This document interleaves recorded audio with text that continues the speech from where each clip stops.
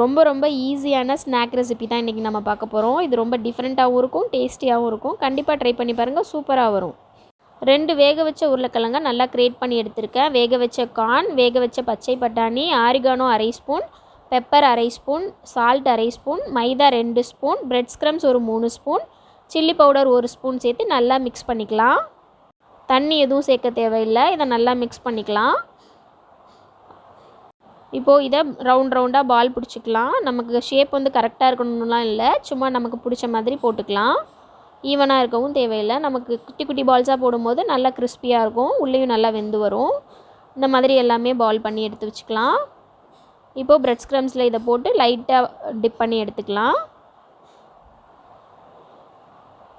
இப்போ எண்ணெய் காஞ்சிடுச்சு. இதில் எல்லாத்தையும் போட்டு நல்லா பொரிஞ்சு வந்த பிறகு எடுத்துட வேண்டியதுதான். இது செய்கிறது ரொம்ப ஈஸி, டக்குன்னு செஞ்சிடலாம். வீட்டுக்கு யாராவது கெஸ்ட் வந்துட்டாங்கன்னா டக்குன்னு கூட இதை நம்ம செஞ்சு கொடுத்துடலாம். ரொம்ப டேஸ்டியாகவும் இருக்கும். ரெசிபி உங்களுக்கு பிடிச்சிருந்தா லைக் பண்ணுங்கள், ஷேர் பண்ணுங்கள், மறக்காமல் சப்ஸ்கிரைப் பண்ணுங்கள்.